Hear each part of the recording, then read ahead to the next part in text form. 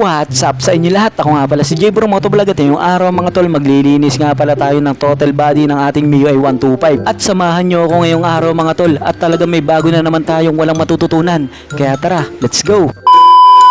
At bago ang huli sa mga oras na to, naghahanap nga pala ako ng shop na mabibilan natin ng carb cleaner. Kapag maglilinis nga pala ako ng throttle body ng aking motor, carb cleaner ang aking palaging ginagamit. At bakit ko nga pala naisipan na maglinis ng throttle body ng aking motor? Dahil ang throttle body ng aking motor ay naghihingal na. Kagabi nga guys, sinisinok-sinok pa. Pabuti na lang guys, may heartbeat pa. Dahil kung hindi, magtutulak tayo pa uwi. At nandito nga ako sa Rizal. Dito nga pala ako maghahanap ng carb cleaner na bibili natin. Habang binabaybay ko nga pala tong kasagsagan ng Angono, ay may nakita tayong checkpoint dito guys. Buti na lang guys, hindi tayo pinara. Kompleto pa naman tayo sa wala. Dahil kapag nagkataon na tayo pinara, iyak ka talaga malala.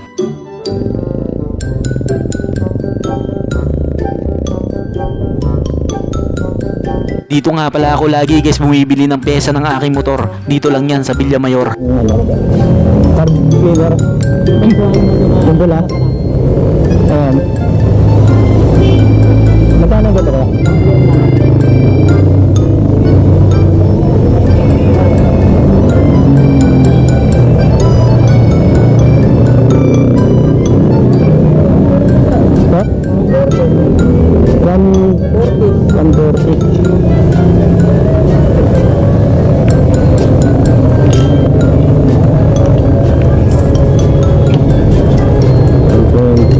At binibilang ko na nga yung mga barya na napamaskuhan ko ng Pasko.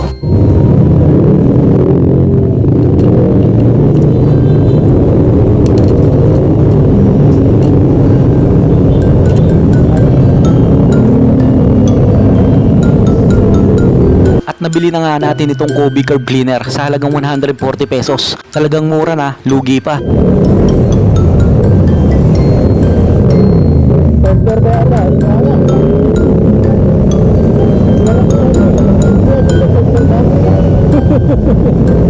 At umalis na nga ako dyan guys para malinis na natin ang throttle body ng ating MIUI 125.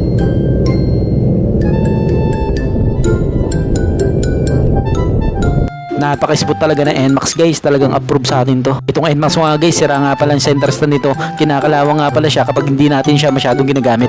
Pero balang araw maayos din natin to. Abangan nyo yung pag-ayos natin ng center stand. Pagka uwi ko nga guys, may nakalimutan akong bilhin. Phillips screw. Ay nyo, mga tanga!